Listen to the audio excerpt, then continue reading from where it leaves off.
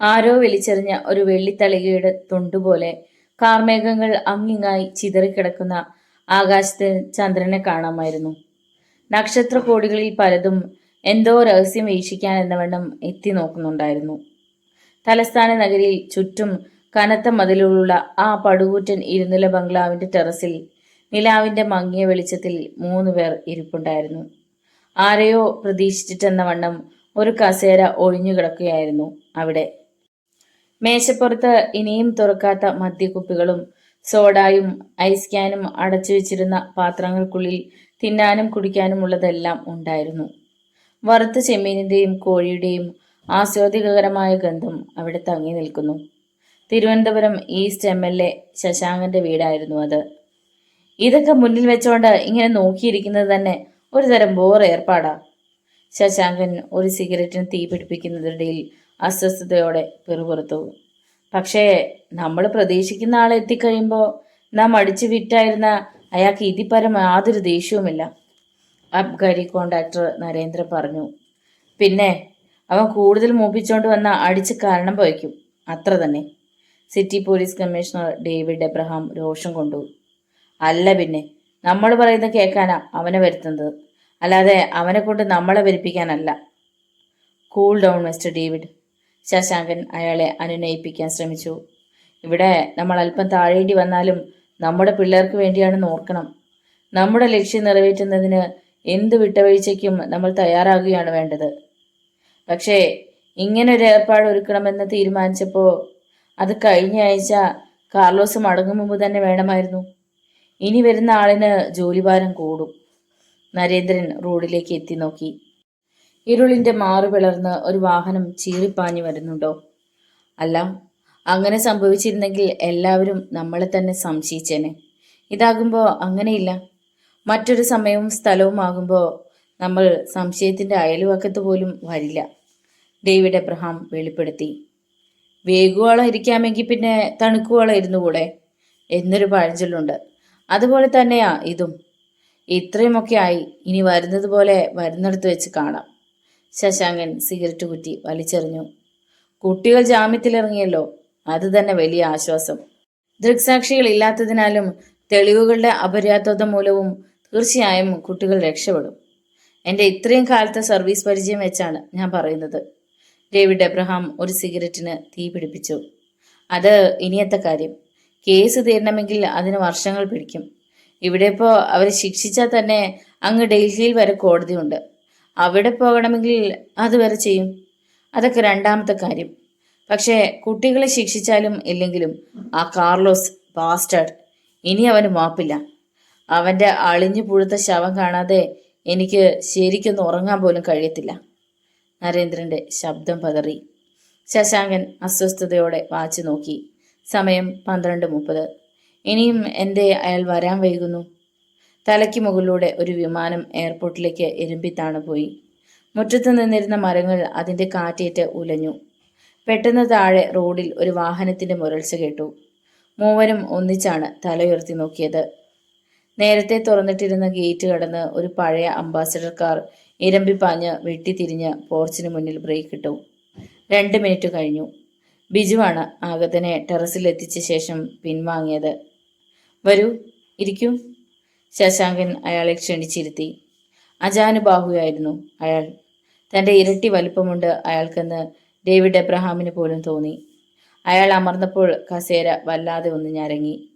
താൻ വൈകിയതിൻ്റെ കാരണം പറയാനോ മുന്നിലിരിക്കുന്നവരെ പരിചയപ്പെടാനോ മെനക്കെടാതെ അയാൾ ഒരു കുപ്പി മദ്യമെടുത്ത് അടപ്പ് കടിച്ചു തുറന്നു. പിന്നെ വായിലേക്ക് കമിഴ്ത്തി. മൂവരും അത് നോക്കി മിഴിച്ചിരുന്നു പോയി. അരക്കുപ്പിയോളം കുടിച്ചു കഴിഞ്ഞിട്ട് അയാൾ പുറം കൈകൊണ്ട് ചുണ്ടു തുടച്ചു. അനന്തരം അടച്ചു വെച്ചിരുന്ന ഒരു പാത്രം തുറന്ന് ഒരു പിടി വറുത്ത ചെമ്മീൻ വാരി വായിലിട്ടു. അതുകൂടി കണ്ടപ്പോൾ മറ്റുള്ളവർക്ക് വല്ലായ്മ തോന്നി. ഇതെന്തൊരു ജന്തു, യാതൊരു മാനേഴ്സും വൃത്തിയുമില്ലാതെ. എന്നാൽ തങ്ങളുടെ മുന്നിലിരിക്കുന്നത് വെറും ഒരു കൂലിക്കൊലയാളിയാണെന്നും തങ്ങളുടെ അതിഥിയല്ലെന്നും വളരെ വേഗത്തിൽ അവർ തിരിച്ചറിഞ്ഞു. ഇനി നമുക്ക് കാര്യത്തിലേക്ക് കടക്കാം. ആരാണ് എൻ്റെ ഇര? വല്ലാത്തൊരു തരം ശബ്ദമായിരുന്നു അയാളുടേത്. പരുവരുത്തതും ഒപ്പം ഭയം തോന്നിക്കുന്നതുമായ ഒരു ശബ്ദം. കാര്യങ്ങൾ വിശദമായി സംസാരിച്ചത് അബ്കാരി നരേന്ദ്രനാണ്. എല്ലാം കേട്ട് കഴിഞ്ഞപ്പോൾ ആഗതൻ അറിയിച്ചു. കൊല്ലുന്ന വ്യക്തിയുടെ സ്റ്റാറ്റസ് അനുസരിച്ചാണ് ഞാൻ വിലയിടാറ്. മലയാളിയാണെങ്കിലും മുംബൈയിലെ അഴുക്കുചാലുകളിൽ നിന്നാണ് ഞാൻ ഉയർത്തെഴുന്നേറ്റത്. അന്ന് പഠിച്ച പാഠമാണ്. സ്വന്തം തന്തയെ വേണമെങ്കിലും കൊല്ലും ഞാൻ, പക്ഷേ പണം കിട്ടണം. ഇവിടെ ഇപ്പോൾ തീർക്കേണ്ടത് ഉയർന്ന ഒരു പോലീസ് ഉദ്യോഗസ്ഥനായതുകൊണ്ട് 10 രൂപ എനിക്ക് കിട്ടണം. 10 ലക്ഷം. ആ സംസാരവും അവർക്കല്പം ഈർഷ്യയുളവാക്കി. 5 ലക്ഷത്തിൽ കൂടുതൽ അവർ കണക്ക് കൂട്ടിയിരുന്നതേയില്ല. City police commissioner David Abraham അയാളുടെ മുഖത്തേക്ക് തുറച്ചു നോക്കി. നിലാവിൻ്റെ വെളിച്ചം അയാളുടെ മുഖത്ത് ശരിക്കേൽക്കുന്നില്ല. ചിതറി മുന്നോട്ട് കിടന്ന തലമുടിയാണ് കാരണം. അതുകൊണ്ട് തന്നെ അയാളുടെ മുഖത്തൊരു തിളക്കമുണ്ടെന്ന് വ്യക്തമായി. അവരുടെ മൗനം ശ്രദ്ധിക്കാതെ അയാൾ തുടർന്നു. മുഴുവൻ പണവും നിങ്ങൾ അഡ്വാൻസായി തന്നെ തരണം. കൃത്യം നടന്നു കഴിഞ്ഞാൽ ആ വഴിക്ക് തന്നെ ഞാൻ എൻ്റെ പാട് നോക്കി പോകും. യാതൊരു തരത്തിലും എന്നെ ട്രേസ് ചെയ്യാൻ ആർക്കും അവസരം കൊടുക്കില്ല. അങ്ങനെ എന്നിലൂടെ ആരെങ്കിലും തിരിച്ചറിയുമെന്നും കരുതണ്ട. പണം മുഴുവൻ തന്നു കഴിഞ്ഞാൽ നിങ്ങൾ ഞങ്ങളെ ചതിച്ചിട്ട് കടന്നു കളയത്തില്ലെന്ന് എന്താണ് ഉറപ്പ്? ശശാങ്കൻ തിരക്കി. അതൊക്കെ നിങ്ങൾ രാഷ്ട്രീയക്കാരുടെ സ്വഭാവമാണ്. ഞങ്ങളെപ്പോലുള്ളവരെ അക്കൂട്ടത്തിൽ പെടുത്തരുത്. വിശ്വാസം, അതാണ് ഞങ്ങൾക്ക് പ്രധാനം. ഒറ്റിക്കൊടുക്കുന്നവൻ്റെ തലയരിയുക, അതാണ് ഞങ്ങളുടെ രീതി. ഏറ്റെടുക്കുന്ന ജോലിയിൽ ഒരിക്കലും പിഴവ് വരുത്തുന്നവരല്ല ഞങ്ങൾ. പണം കിട്ടിക്കഴിഞ്ഞാൽ സദാ ഞങ്ങൾ ഇരയുടെ പിന്നാലെ ആയിരിക്കും, അയാൾ മരിക്കുന്നത് വരെ.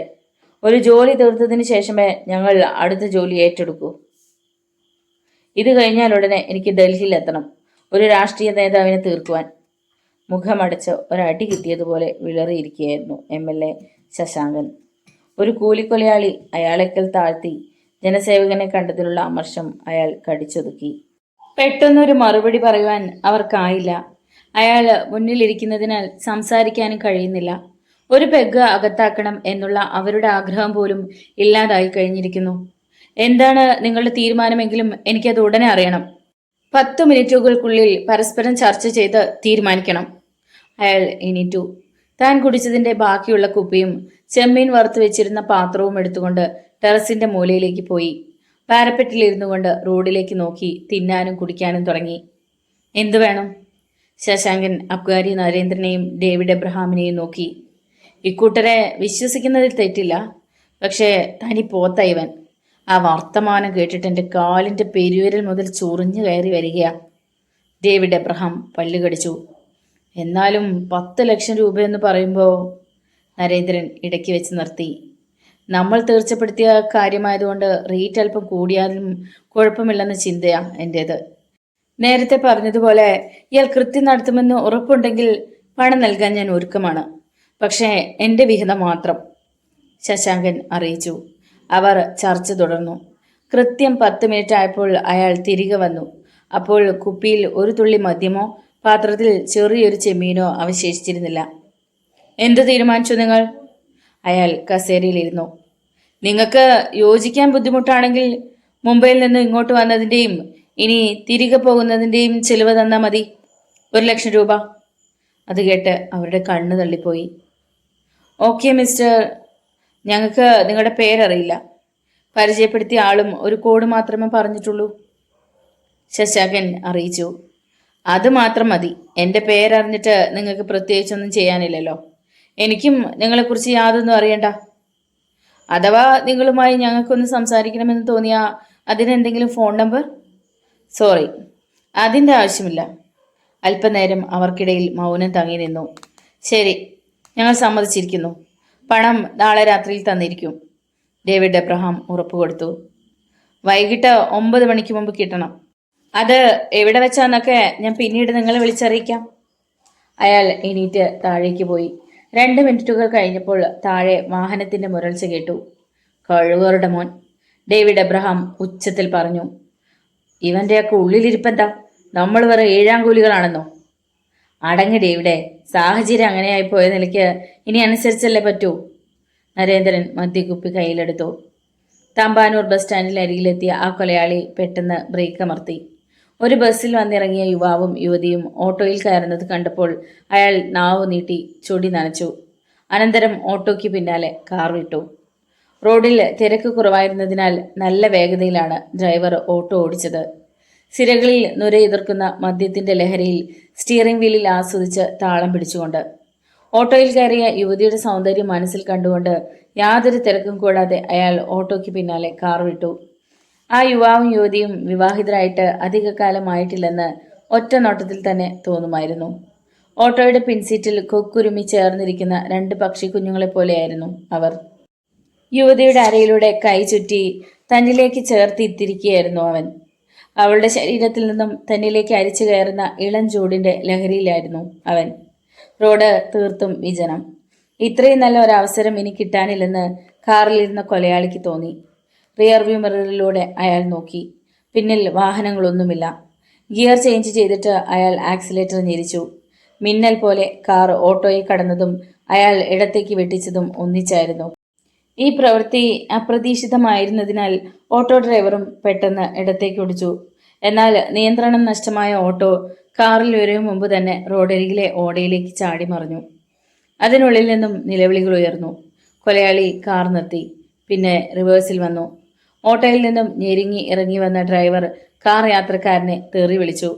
എന്നാൽ കാറിൽ നിന്നിറങ്ങി വന്ന കൊലയാളി കൈവീശി ഒറ്റ അടിയായിരുന്നു. ഓട്ടോ ഡ്രൈവർ വല്ലാത്തൊരലർച്ചയോടെ ഓടയിലേക്ക് മറിഞ്ഞു. ഓട്ടോയുടെ കമ്പിക്കുള്ളിലൂടെ പുറത്തേക്ക് വരികയായിരുന്നു ആ യുവതി. പുറത്തിറങ്ങാൻ കൊലയാളി അവളെ സഹായിച്ചു. എൻ്റെ രാമേട്ടൻ ഇതിനുള്ളിലുണ്ട്, രക്ഷിക്കണം പ്ലീസ്, അവളെ യാചിച്ചു. പക്ഷേ അത് ചെവിക്കൊള്ളാനുള്ള സമയം അയാൾക്കില്ലായിരുന്നു. കാറിന്റെ ഡോർ തുറന്ന് അവളെ അതിനുള്ളിലേക്ക് വലിച്ചെറിഞ്ഞു. യുവതിക്കും കാര്യമായ പരുക്കുണ്ടെന്ന് തോന്നി. അവൾക്ക് കാറിൽ നിന്നും പുറത്തേക്ക് ചാടാനായില്ല. അപ്പോഴേക്കും അയാൾ സ്റ്റിയറിംഗ് വീലിന് പിന്നിൽ എത്തിക്കഴിഞ്ഞിരുന്നു. അസ്ത്രം പോലെ കാർ പാഞ്ഞുപോയി. തൊട്ടു മുന്നിലെ ചെറിയ കവലയിൽ നിന്നും വലത്തേക്ക് വെട്ടിത്തിരിഞ്ഞ് ജഗതിയിലേക്ക്, അവിടെ നിന്നും പോക്കറ്റ് റോഡ് വഴി തമ്പാനൂർക്ക്. സ്വബോധം നഷ്ടമായ യുവതി കാറിന്റെ സീറ്റിലേക്ക് വീണു കഴിഞ്ഞിരുന്നു. കുറച്ച് മുന്നോട്ട് പോയ കാർ റോഡിന്റെ ഓരം ചേർന്ന് നിന്നു. കൂറ്റൻ പൈപ്പുകൾ അവിടെ അടുക്കിയിട്ടിരുന്നു. അതിനരികിൽ ഒരു ഓഡിറ്റോറിയം. അയാൾ കാറിൽ നിന്നിറങ്ങി. യുവതിയെ കോരിയെടുത്ത് തോളിൽ കിടത്തി. പിന്നെ ഓഡിറ്റോറിയത്തിന്റെ ഗേറ്റ് കറന്ന് അപ്പുറത്തെത്തി. അവിടെ നീളൻ വരാന്തയുണ്ടായിരുന്നു. അധികം വെളിച്ചമില്ലാത്ത ഒരു ഭാഗത്ത് അയാൾ അവളെ കിടത്തി. സൽവാർ കമ്മീസായിരുന്നു അവളുടെ വേഷം. ഒത്ത ആരോഗ്യവും സൗന്ദര്യവുമുള്ള ഒരു യുവതിയായിരുന്നു അത്. യുവതി ഒന്ന് ഞരങ്ങി. പെട്ടെന്ന് അയാൾ അവളുടെ ശരീരത്തിലേക്ക് ഇഴഞ്ഞു കയറി. അവൾ പിടഞ്ഞിട്ടും അയാൾ അവളുടെ ശരീരത്തിൽ നിന്നും എണീറ്റില്ല. അവളുടെ പിടച്ചിൽ നിലച്ചു. കണ്ണുകൾ തുറിച്ചു വന്നു. ഹൃദയത്തിന്റെ അവസാന തുടിപ്പും നിലച്ചു കഴിഞ്ഞു എന്നറിഞ്ഞപ്പോൾ അയാൾ സംതൃപ്തിയോടെ അവളിൽ നിന്നും എണീറ്റു. ക്രൂരമായ ഈ കൊലപാതകം കണ്ട് തലസ്ഥാനം നടുങ്ങി വിറച്ചു. ഓട്ടോ ഡ്രൈവറുടെ മൊഴിയിൽ നിന്നും കൊലയാളിയെക്കുറിച്ച് കാര്യമായ വിവരമൊന്നും പോലീസിന് ലഭിച്ചില്ലെങ്കിലും തങ്ങൾ വാടകയ്ക്കെടുത്ത ആ മനുഷ്യൻ തന്നെയാവും ഇതിന് പിന്നിലെന്ന് സിറ്റി പോലീസ് കമ്മീഷണർ ഡേവിഡ് എബ്രഹാമിന് തോന്നി. പക്ഷേ അയാളെ തിരയാനോ അറസ്റ്റ് ചെയ്യാനോ കഴിയില്ലല്ലോ. യുവതിയുടെ ഭർത്താവാകട്ടെ അത്യാസന്ന നിലയിൽ മെഡിക്കൽ കോളേജിലുമായിരുന്നു. സായാഹ്നത്തിൽ ബിജുവും സുനിലും കൃഷ്ണകുമാറും ട്രിവാൻഡ്രം ക്ലബിലെ തങ്ങളുടെ പതിവ് സീറ്റുകളിൽ ഉപവിഷ്ടരായി. 2 പെഗ് ബ്രാൻഡി വീതം അകത്ത് ചെന്ന് കഴിഞ്ഞപ്പോൾ അവർക്ക് പലതും തികട്ടി വന്നു. എന്നാലും ആ കാർലോസ്, അവൻ ഒരുത്തനാ എല്ലാത്തിനും കാരണക്കാരൻ. അവനെ എനിക്ക് നേരിട്ടൊന്ന് കാണണമെന്നുണ്ടായിരുന്നു. പക്ഷേ നമ്മൾ പുറത്തു വരും മുമ്പ് തന്നെ അവൻ ഇവിടെ നിന്ന് പോയി കളഞ്ഞല്ലോ. സുനിൽ മൂന്നാമതും ഗ്ലാസ് ഉയർത്തി. അതുകൊണ്ടെന്താടാ, പാലക്കാടെന്ന് പറയുന്നത് അങ്ങ് കടലിനക്കരയല്ലല്ലോ, നമുക്ക് അങ്ങോട്ട് പോവാം. അവനെ അവൻ്റെ തട്ടകത്തിൽ ചെന്ന് നേരിടുന്നതാ ബുദ്ധി. അവിടെ ചെന്ന് അങ്ങനെയൊക്കെ ചെയ്യുമെന്ന് അവൻ സ്വപ്നത്തിൽ പോലും വിചാരിക്കില്ല. കൃഷ്ണകുമാറിനും ഉത്സാഹമായി. എങ്കിൽ നമുക്ക് നേരെ പാലക്കാട്ടിന് വിട്ടാലോ? ഈ നശിച്ച സ്ഥലത്ത് നിന്ന് മടുത്തു. എങ്ങോട്ട് തിരിഞ്ഞാലും ആളുകളുടെയൊക്കെ ഒരു തൊലിഞ്ഞ നോട്ടം, അത് കാണുമ്പോൾ പെരുത്ത് കയറുക, ബിജുവും പറഞ്ഞു. പക്ഷേ എൻ്റെയും കൃഷ്ണകുമാറിൻ്റെയും തന്തപ്പടിമാരും സുനിലിൻ്റെ ചേട്ടനും ചേർന്ന് എന്തൊക്കെയോ ചില പദ്ധതികൾ ഒരുക്കുന്നുണ്ട്. അവരെന്താന്ന് വെച്ചാൽ ചെയ്യട്ടെ. അവർക്ക് അവരുടെ വഴി, നമുക്ക് നമ്മുടെയും. സുനിൽ തീർത്തറിയിച്ചു. നമ്മൾ പാലക്കാടിന് പോകുന്നു. SP കാർലോസിൻ്റെ കാര്യത്തിൽ ഒരു തീരുമാനമെടുത്തിട്ട് മടങ്ങുന്നു. എന്താ? ഓക്കെ. മൂവരും ഗ്ലാസുകൾ ഉയർത്തി കൂട്ടിമുട്ടിച്ചു. അപ്പോൾ അടുത്ത ടേബിളിൽ ഇരുന്ന ചെറുപ്പക്കാരൻ അവരെ പരിഹസിച്ചു. എന്താടാ കുവേ, പുതിയ ചരക്കിനെ വല്ലതും പൊക്കാനാണോ പരിപാടി? അതേടാ. ബിജു കസേര പിന്നോട്ട് തള്ളിയിട്ട് ചാടി എണീറ്റു. നിന്റെയൊക്കെ അമ്മയും പെങ്ങളെയും വരെ ഞങ്ങൾ പൊക്കും, കാണണോ നിനക്ക്? പോട്ടളിയാ, ഞങ്ങളൊരു തമാശ പറഞ്ഞല്ലേ. അവർ ഇളിഭരായി. ഇതാണോടാ തമാശ എന്ന് ചോദിച്ചതും സുനിൽ ഒരുവനെ അടിച്ചതും ഒന്നിച്ചായിരുന്നു. ബാക്കിയുള്ളവർ ഇടയിൽ കയറി. തുടർന്ന് പൊരിഞ്ഞ അടി തന്നെ നടന്നു. കുപ്പിയും ഗ്ലാസും എല്ലാം തറയിൽ വീണ് ചിതറി. ഫർണിച്ചറുകൾ തകർന്നു, അലങ്കോലപ്പെട്ടു. കുറെ പേർ അടി വാങ്ങിക്കാതെ ഇറങ്ങി ഓടി. സന്ധ്യയ്ക്ക് തന്നെ സിറ്റി പോലീസ് കമ്മീഷണർ ഡേവിഡ് എബ്രഹാമും MLA ശശാങ്കനും അബ്കാരി കോൺട്രാക്ടർ നരേന്ദ്രനും ഒത്തുകൂടി. ഇന്നലത്തെ ആ സംഭവത്തിന് കാരണക്കാരൻ അയാൾ തന്നെയാ, എനിക്ക് ഉറപ്പുണ്ട്. ഓട്ടോ ഡ്രൈവറുടെ മൊഴിയിൽ നിന്ന് തന്നെ എനിക്കത് വ്യക്തമായതാ, ഡേവിഡ് എബ്രഹാം പറഞ്ഞു. ആയിരിക്കും, എന്നാലും അനങ്ങണ്ട. എങ്ങനെയെങ്കിലും പിടിക്കപ്പെട്ടു പോയാ മുംബൈയിൽ നിന്ന് അവൻ ഇവിടെ വന്നത് നമ്മൾ പറഞ്ഞിട്ടാണെന്നോ മറ്റോ വച്ച് കാച്ചിയാ അതോടെ എല്ലാം തീരും. ശശാങ്കന്റെ മുന്നറിയിപ്പ്. നശിച്ചവൻ എവിടെ പോയി തൊലഞ്ഞു, ഇതുവരെ വിളിച്ചില്ലല്ലോ. നരേന്ദ്രൻ സമീപത്തിരുന്ന സൂട്ട് കേസിൽ പതിയെ തലോടി. ഇതും വാങ്ങിച്ചോണ്ട് അവൻ ഈ പട്ടണം വിടുന്നത് വരെ മനസ്സിൽ തീയ. എന്നാലും 10 ലക്ഷം കൊണ്ട് അവൻ കടന്നു കളഞ്ഞു നോക്കുമെന്നാ എൻ്റെ സംശയം. ഇന്നലെ രാത്രിയിൽ കിടന്ന് ചിന്തിച്ചപ്പോഴാ എനിക്ക് കൂടുതൽ സംശയമുണ്ടായത്. നേരത്തെ അങ്ങനെയൊക്കെ പറഞ്ഞെങ്കിലും ഇപ്പോൾ ഏതാണ്ട് പോലെ.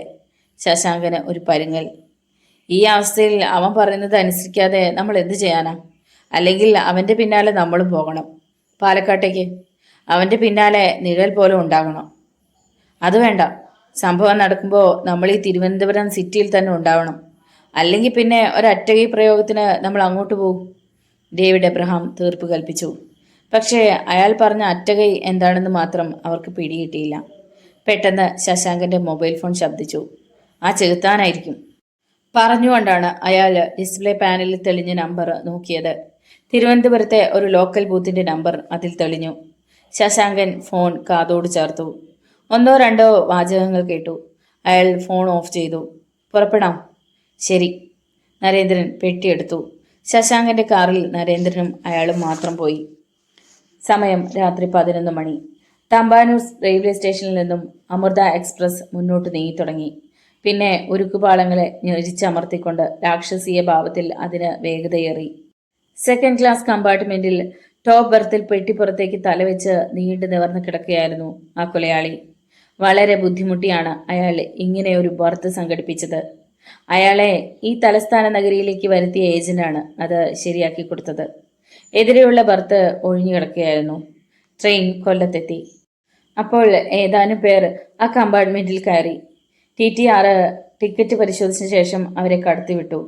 എന്തോ ശബ്ദം കേട്ടാണ് ആ കൊലയാളി കണ്ണുകൾ തുറന്നത്. കമ്പാർട്ട്മെന്റിലെ മുക്കാലും ലൈറ്റുകൾ ഓഫ് ചെയ്തിരുന്നു. എന്നിട്ടും ആ കാഴ്ച കണ്ട് അയാൾ നാവ് നീട്ടി ചൊടി നനച്ചു. വിശ്വാസം വരാഞ്ഞ് ആ കൊലയാളി ഒരിക്കൽ കൂടി സൂക്ഷിച്ചു നോക്കി. കമ്പാർട്ട്മെന്റിന്റെ വാതിലിനടുത്തുള്ള വെളിച്ചം അവിടേക്ക് പാളി വീഴുന്നുണ്ടായിരുന്നു. ആ വെളിച്ചത്തിൽ അയാൾ കണ്ടു. കഷ്ടിച്ച് 18 വയസ്സോളം തോന്നിക്കുന്ന ഒരു പെൺകുട്ടി. അധികം ഉയരമില്ല, ഏറിയാൽ 5 അടി വരും.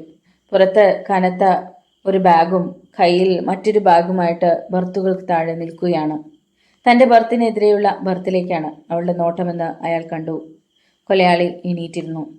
പെൺകുട്ടി തോളിൽ നിന്നും ബാഗ് ഊരിയെടുത്തു. സഹായിക്കണോ?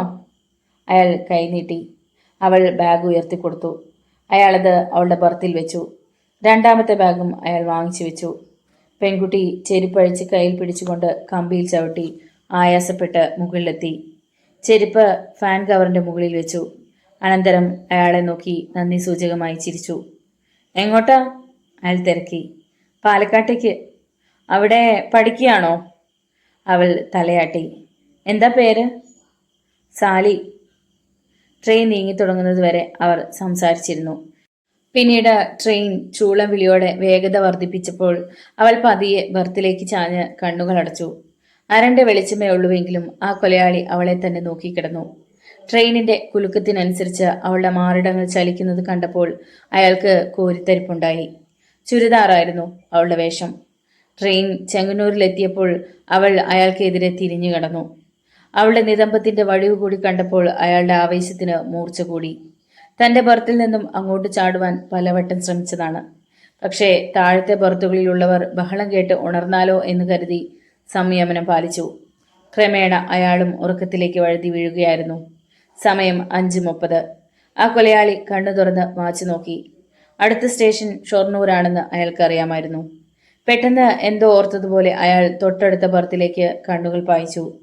സാലി അവിടെ ഉണ്ടായിരുന്നില്ല. കൊലയാളി പിടഞ്ഞെണീറ്റു. അവളുടെ ബാഗുകൾ അവിടെ തന്നെയുണ്ട്. അവൾ ബാത്റൂമിൽ പോയിരിക്കണം. അടുത്ത ബർത്തുകളിലേക്ക് അയാളുടെ കണ്ണുകൾ നീണ്ടു ചെന്നു. എല്ലാവരും സുഖസുഷുപ്തിയിലാണ്. ധൃതിയിൽ താഴേക്കിറങ്ങി. ഏത് ഭാഗത്തുള്ള ബാത്റൂമിലേക്കായിരിക്കും അവൾ പോയിരിക്കുക? എന്തായാലും അടുത്തുള്ള ബാത്റൂമിന്റെ ഭാഗത്തേക്ക് അയാൾ പോയി. ഡോറുകൾ പരിശോധിച്ചു. ഒരെണ്ണം അകത്തുനിന്ന് ലോക്ക് ചെയ്തിരിക്കുകയാണ്. അയാൾ കാത്തുനിന്നു. സമീപത്തെങ്ങും ആരും ഉണർന്നിപ്പില്ലെന്ന് ഉറപ്പുവരുത്തി. ഏതാനും മിനിറ്റുകൾക്കുള്ളിൽ വാതിൽ തുറക്കപ്പെട്ടു. അയാൾ തലതിരിച്ചു. അവൾ തന്നെ. അയാളെ നോക്കി അവൾ പരിചയഭാവത്തിൽ ചിരിച്ചു. Good morning. പക്ഷേ മറുപടി പറയാനുള്ള സാവകാശം അയാൾക്കില്ലായിരുന്നു. ഒറ്റ കുതിപ്പ്. അവളെയും തള്ളിക്കൊണ്ട് അയാൾ അകത്തേക്ക് കയറി. വാതിൽ ചേർത്തടച്ച് ലോക്ക് ചെയ്തു. ട്രെയിനിന് വേഗത കുറഞ്ഞു വരികയായിരുന്നു. അത് ഷൊർണൂരിൽ നിൽക്കും മുമ്പ് തന്നെ കൊലയാളി പുറത്തിറങ്ങി വാതിൽ ചാരി.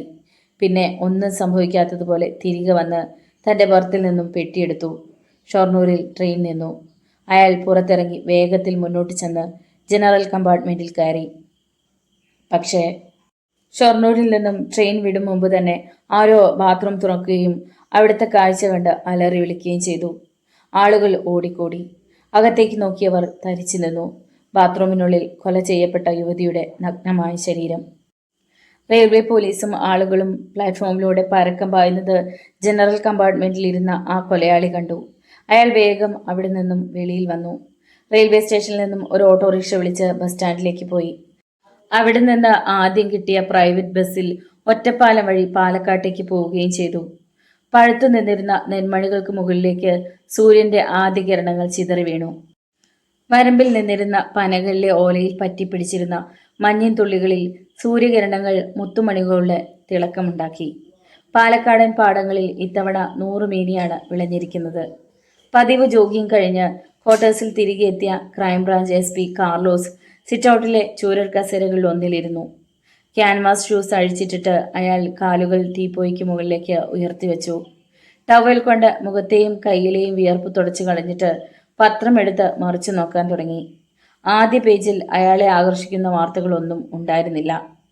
പാർലമെന്റിലെ പ്രതിപക്ഷ കക്ഷികളുടെ വാക്കൌട്ടും കാശ്മീർ തീവ്രവാദവും പലസ്തീൻ ഇസ്രയേൽ പോരാട്ടവും ഒക്കെ തന്നെ. ഭൃത്യൻ ചായ കൊണ്ടുവന്നു വെച്ചു. ചൂടോടെ അത് അകത്താക്കിക്കൊണ്ട് പത്രത്തിന്റെ പേജ് മറിച്ചു. പണ്ട് സർക്കിൾ ഇൻസ്പെക്ടർ ആയിരുന്ന കാലത്ത് ശത്രുക്കൾ കാർലോസിന്റെ ഭാര്യ ഉൾപ്പെടുന്ന കുടുംബത്തെ കൊല ചെയ്തിരുന്നു. നിയമത്തിന്റെ പാത വിട്ടാണ് സമൂഹത്തിലെ ഉന്നതന്മാരായ അവരെയെല്ലാം അയാൾ പരലോകത്തേക്ക് അയച്ചത്. വ്യക്തമായ തെളിവുകളൊന്നും പ്രോസിക്യൂഷന് ഹാജരാക്കുവാൻ കഴിയാതിരുന്നതിനാൽ അയാളെ കോടതി വിട്ടയക്കുകയും തിരികെ സർവീസിലെത്തുകയുമായിരുന്നു. അതിനുശേഷം വിവാഹം എന്നൊരു ചിന്തയെ കാർലോസിനുണ്ടായിരുന്നില്ല. ചായക്കപ്പ് താഴെ വെച്ച ശേഷം അയാൾ വീണ്ടും ജനറൽ പേജിലേക്ക് കണ്ണുകൾ പൂഴ്ത്തി. തിരുവനന്തപുരത്ത് ഒരു യുവതിയെ മൃഗീയമായി ഭോഗിച്ചതിനു ശേഷം കൊലപ്പെടുത്തിയതിനെക്കുറിച്ച് അന്നും വാർത്തയുണ്ടായിരുന്നു. കൊല ചെയ്ത രീതിയും അതിനു മുമ്പുണ്ടായ സംഭവവും കൊലയാളി ഒരു പ്രൊഫഷണൽ ക്രിമിനലാണ് എന്നതിലേക്കാണ് വിരൽ ചൂണ്ടുന്നതെന്ന് പത്രങ്ങൾ എഴുതിയിരുന്നു. സമാന സംഭവങ്ങൾ ഇന്ത്യയിൽ എവിടെയൊക്കെ നടന്നു എന്നുള്ള അന്വേഷണത്തിലാണ് ഇപ്പോൾ പോലീസ്. കാർലോസ് തലമുടിയിൽ വിരലോടിച്ചുകൊണ്ട് അല്പസമയം അതേക്കുറിച്ച് തന്നെ ചിന്തിച്ചുകൊണ്ടിരുന്നു. സിറ്റി പോലീസ് കമ്മീഷണർ ഡേവിഡ് എബ്രഹാമിനാണ് കേസിന്റെ ചുമതല. അയാൾ അന്വേഷിച്ചു കഴിഞ്ഞാൽ നിരപരാധികൾ പലരും തല്ലുവാങ്ങുമെന്നും കൊലയാളിയാണെന്ന് മുദ്രകുത്തി ആരെയെങ്കിലും ലോക്കപ്പിലടച്ച് കേസ് ഫയൽ ക്ലോസ് ചെയ്യുമെന്നും കാർലോസിന് ഉറപ്പുണ്ടായിരുന്നു. ഇപ്പോൾ പാലക്കാട്ട് നടന്ന ഒരു കുഴൽപ്പണ കേസിന് പിന്നാലെയായിരുന്നു കാർലോസ്. 2 കുഴൽപ്പണക്കാർ തമ്മിലുള്ള ശത്രുത ചെന്ന് അവസാനിച്ചത് ഗൾഫിൽ നിന്നും വന്ന ഒരു ചെറുപ്പക്കാരനിലായിരുന്നു. കൊച്ചി രാജ്യാന്തര വിമാനത്താവളത്തിൽ ഇറങ്ങിയ അയാൾ കാറിൽ പാലക്കാട്ടേക്ക് വരുമ്പോൾ ബോംബ് പൊട്ടി കാർ ഉൾപ്പെടെ കരിഞ്ഞു പോവുകയായിരുന്നു. കഴിഞ്ഞ 1 വർഷമായി ലോക്കൽ പോലീസ് അന്വേഷിച്ച കേസ് എങ്ങും എത്താതായപ്പോൾ ഇപ്പോൾ ക്രൈംബ്രാഞ്ചിനെ ഏൽപ്പിച്ചിരിക്കുകയാണ്. കാർലോസിനായിരുന്നു അന്വേഷണ ചുമതല. പത്രം ടീപ്പോയിലിട്ട് കാർലോസ് എണീറ്റു.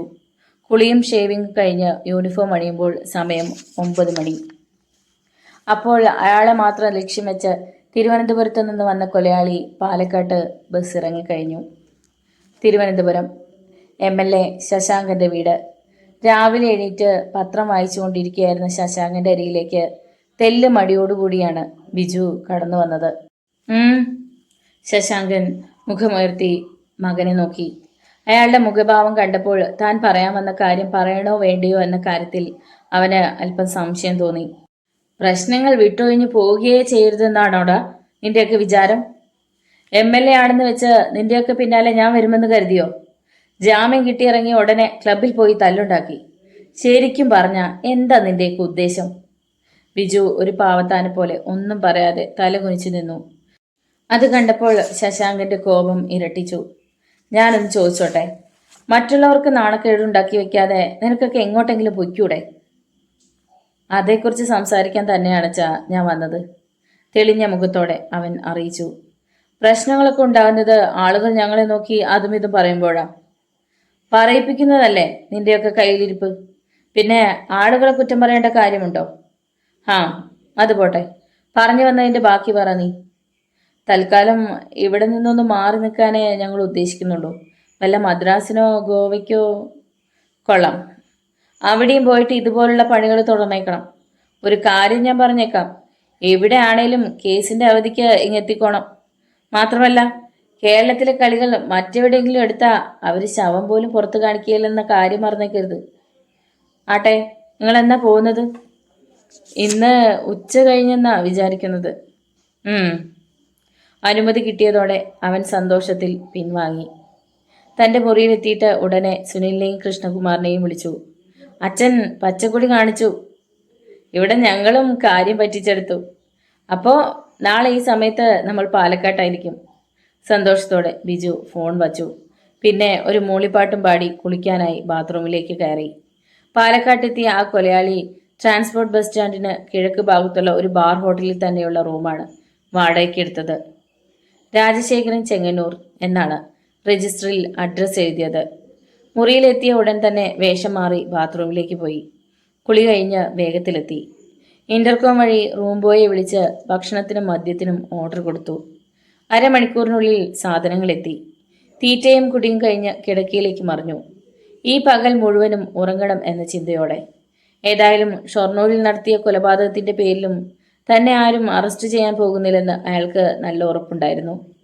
SP കാർലോസ് തന്റെ ഓഫീസിലിരിക്കുമ്പോഴാണ് ഷൊർണൂരിൽ ട്രെയിനിൽ വെച്ച് കൊലപാതകം നടന്ന വിവരം അറിയുന്നത്. തിരുവനന്തപുരത്ത് നടന്ന കൊലപാതകവുമായി ഏറെ സാമ്യമുണ്ട് ഇതിനെന്നുകൂടി അറിഞ്ഞതോടെ അയാളുടെ തലച്ചോറ് പുകഞ്ഞു. തിരുവനന്തപുരത്ത് നിന്നും കൊലപാതകം നടത്തിയിട്ട് കൊലയാളി ട്രെയിനിൽ എവിടേക്ക് പോകുന്നുവെന്ന് അയാൾ സംശയിച്ചു. അമൃത എക്സ്പ്രസിൽ കൊലയാളി വന്ന നിലയ്ക്ക് പാലക്കാട്ടോ പരിസരങ്ങളിലോ ഇറങ്ങിയിട്ടുണ്ടെന്ന് വ്യക്തം. കൊലയാളിയെ കണ്ടവർ ആരുമില്ല. എന്തായാലും ലോക്കൽ പോലീസ് അന്വേഷിക്കുന്നതിനിടയ്ക്ക് തനിക്ക് കയറി ചെല്ലുവാനാവില്ലല്ലോ. കാർലോസിന് പക്ഷേ കേസിനോട് എന്തോ വല്ലാത്തൊരടുപ്പം തോന്നി. കുഴൽപ്പണ കേസിൽ നടന്നതും ഒരു പ്രൊഫഷണൽ വർക്ക് തന്നെ. ഉടനെ കാർലോസിന് ഒരാശയം തോന്നി. കാർ ബോംബ് സ്ഫോടനത്തിന് പിന്നിലും അജ്ഞാതനായ ഈ കൊലയാളി പ്രവർത്തിച്ചിട്ടുണ്ടോ? അങ്ങനെയെങ്കിൽ അയാൾ തിരുവനന്തപുരത്തു നിന്നും ഇവിടെ എത്തിയിരിക്കുന്നതും എന്തെങ്കിലും ദൗത്യവുമായിട്ടായിരിക്കില്ലേ?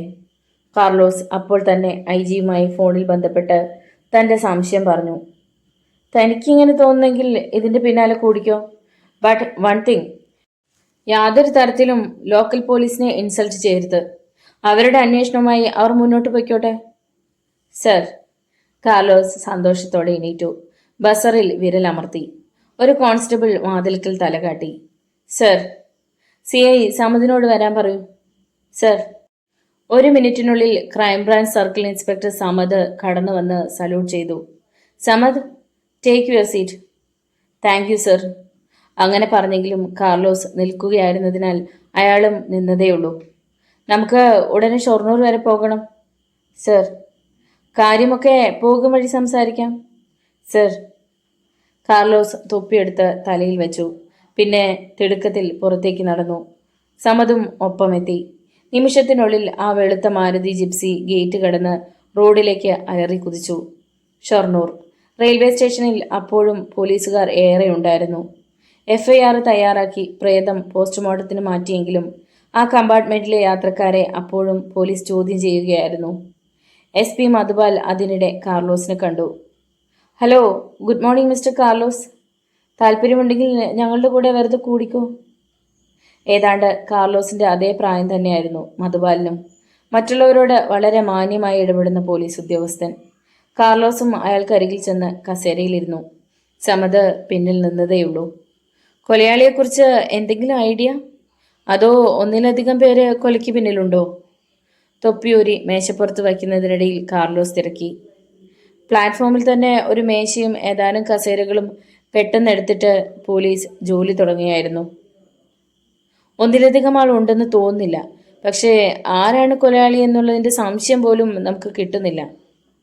ആ കോച്ചിലുണ്ടായിരുന്നവരെ ചോദ്യം ചെയ്തിട്ടും സംശയിക്കത്തക്കതായി ആരുടെയും രൂപം കണ്ടില്ല.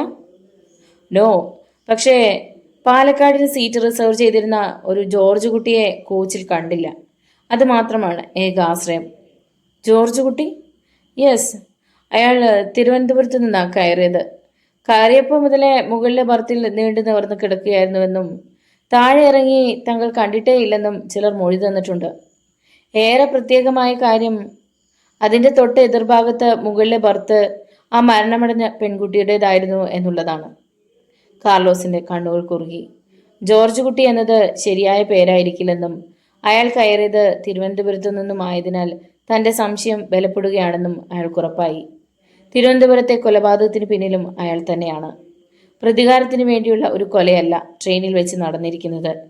കാമദാഹം ശമിപ്പിച്ച ശേഷം ഇരയെ കഴുത്ത് ഞെരിച്ച് കൊല്ലുന്നതായിരിക്കും അയാളുടെ രീതി. ഒരുതരം മാനസിക രോഗം. അയാൾ ഈ പാലക്കാട്ടുണ്ടെങ്കിൽ ഇനിയും ഇവിടെ യുവതികളുടെ ശവശരീരങ്ങൾ വീഴും, ഉറപ്പ്. SP മധുപാലിനോട് നന്ദി പറഞ്ഞിട്ട് എണീറ്റ കാർലോസ് ജോർജ് കുട്ടി എന്ന ആ മനുഷ്യനെ നേരിൽ കണ്ടവരിൽ നിന്നും അയാളുടെ ഒരു ഏകദേശ രൂപം ചോദിച്ച് മനസ്സിലാക്കി. പിന്നെ പാലക്കാട്ടേക്ക് മടങ്ങി. തിരികെ എത്തിയ കാർലോസ് ആ കുഴൽപ്പണക്കേസ് ഒന്നുകൂടി പഠിക്കുവാൻ തുടങ്ങി. തങ്ങൾ മദ്രാസിലേക്കാണ് പോകുന്നതെന്ന വ്യാജേന തിരുവനന്തപുരത്തു നിന്നും വിജുവും സുനിലും കൃഷ്ണകുമാറും ചെന്നൈ മെയിലിൽ കയറി. കുപ്പിയൊക്കെ ബാഗിൽ തന്നെ ഉണ്ടല്ലോടാ സുനിലെ? സീറ്റിൽ ഇരിക്കുമ്പോൾ കൃഷ്ണകുമാർ തിരക്കി. ഉണ്ട്, അതൊക്കെ ഞാൻ പ്രത്യേകം കരുതിയിട്ടുണ്ട്. അവൻ ചിരിച്ചു. ട്രെയിൻ നീങ്ങും മുമ്പ് ഒരു ഫാമിലിയും അവർക്കെതിരെയുള്ള സീറ്റിൽ വന്നിരുന്നു. അച്ഛനും അമ്മയും 2 പെൺമക്കളും. കഷ്ടിച്ച് 16ഉം 14ഉം പ്രായം കാണുന്ന 2 പെൺകുട്ടികൾ. പക്ഷേ കാണാൻ നല്ല സുന്ദരികളായിരുന്നു അവർ. മൂവരും ആ പെൺകുട്ടികളെ നോക്കിയിരിക്കാൻ തുടങ്ങി. അവരുടെ അച്ഛൻ ഇത് കാണുന്നുണ്ടായിരുന്നു. ഉച്ചഭക്ഷണത്തിന് SP കാർലോസ് വീട്ടിലെത്തിയപ്പോൾ ജോലിക്കാരൻ അറിയിച്ചു. 3 തവണ ആരാണ്ട് വിളിച്ചു സാറേ. ഞാൻ ചോദിച്ചിട്ട് ആരെന്ന് പറഞ്ഞില്ല, ഫോൺ വെച്ച് കളഞ്ഞു. കാർലോസിന്റെ നെറ്റി ചൊളിഞ്ഞു. ഇങ്ങനെ പതിവില്ലാത്തതാണല്ലോ. തന്നെക്കുറിച്ച് ശരിക്കും അറിയാത്തവർ മാത്രമേ ഇങ്ങനെ ചെയ്യൂ. അല്ലാതെ ആര് വിളിച്ചാലും സത്യസന്ധമായി പേരും മറ്റും പറയും. അയാൾ ഭക്ഷണം കഴിക്കാൻ തുടങ്ങി. വൃത്യൻ അരികിൽ തന്നെ ഉണ്ടായിരുന്നു. കായംകുളം സ്വദേശിയാണവൻ, ദിനേശൻ. കാർലോസിന്റെ കൂടെ കൂടിയിട്ട് 5 വർഷത്തോളമായി. ദിനേശ, വിളിച്ചയാൾ പുരുഷനോ സ്ത്രീയോ? കാർലോസ് മുഖമുയർത്തി. പുരുഷനാണ് സർ. ശബ്ദം കേട്ടിട്ട് പ്രായം അനുമാനിക്കാൻ കഴിയുമോ? മധ്യവയസ്കനാണെന്ന് തോന്നി സർ. കാർലോസ് അമർത്തിയൊന്ന് മൂളി. ഭക്ഷണം കഴിഞ്ഞ് എണീറ്റപ്പോഴേക്കും പിന്നെയും ഫോൺ ശബ്ദിച്ചു. ദിനേശൻ റിസീവർ എടുക്കാനായി തിരിഞ്ഞപ്പോൾ കാർലോസ് തടഞ്ഞു. വേണ്ടടാ, ഞാൻ എടുക്കാം. കൈ വേഗത്തിൽ കഴുകിയിട്ട് ചെന്ന് റിസീവർ എടുത്തു. യെസ്, കാർലോസ് സാറാണോ? ഒരു മധ്യവയസ്കന്റെ ശബ്ദം പോലെ തോന്നുമെങ്കിലും അതൊരു ചെറുപ്പക്കാരനാണെന്ന് കാർലോസിന് വ്യക്തമായി. അതെ, നിങ്ങൾ ആരാണ്? ഞാൻ എന്ന് 2-3 തവണ സാറിനെ വിളിച്ചായിരുന്നു. കാർലോസിന് ദേഷ്യം വന്നു. താൻ ആരെന്ന് പറയടോ? തിരുവനന്തപുരത്ത് നിന്നാ, ചെന്താമരാക്ഷൻ. കാർലോസിന് ആളെ പിടിയിട്ടില്ല. ചെന്താമരാക്ഷൻ ഒന്നുകൂടി വ്യക്തമാക്കി. യുവപേരി സായാഹ്ന പത്രത്തിന്റെ. ഓ, മനസ്സിലായി. എന്താ ചെന്താമരാക്ഷ വിശേഷം? എനിക്കൊരു സംശയം തോന്നിയതുകൊണ്ട് വിളിച്ചതാ സാറേ. പറയൂ. കാർലോസിന് തെല്ല് ഉദ്യോഗമായി. തിരുവനന്തപുരത്ത് ഒരു പെൺകുട്ടിയെ കൊല ചെയ്തത് സാർ അറിഞ്ഞു കാണുമല്ലോ? അറിഞ്ഞു. അത് പറയുമ്പോഴും ചെന്താമരാക്ഷന്റെ നാവിൽ നിന്ന് ബാക്കി വീഴുന്നതും കേൾക്കുവാൻ ഉദ്യോഗം പൂണ്ട് നിൽക്കുകയായിരുന്നു കാർലോസ്. നോവലിൻ്റെ തുടർന്നുള്ള ഭാഗങ്ങൾ കേൾക്കാൻ വേണ്ടി ചാനൽ സബ്സ്ക്രൈബ് ചെയ്യുക. നിങ്ങളുടെ വിലയേറിയ അഭിപ്രായങ്ങളും നിർദ്ദേശങ്ങളും വിമർശനങ്ങളും കമൻറ്റ് ബോക്സിൽ രേഖപ്പെടുത്തുക. വീഡിയോ ഇഷ്ടമായ ഒന്ന് ലൈക്ക് ചെയ്ത് മറ്റു സുഹൃത്തുക്കൾ കൂടി ഷെയർ ചെയ്ത് നൽകുക. നന്ദി. നാളെ കാണാം.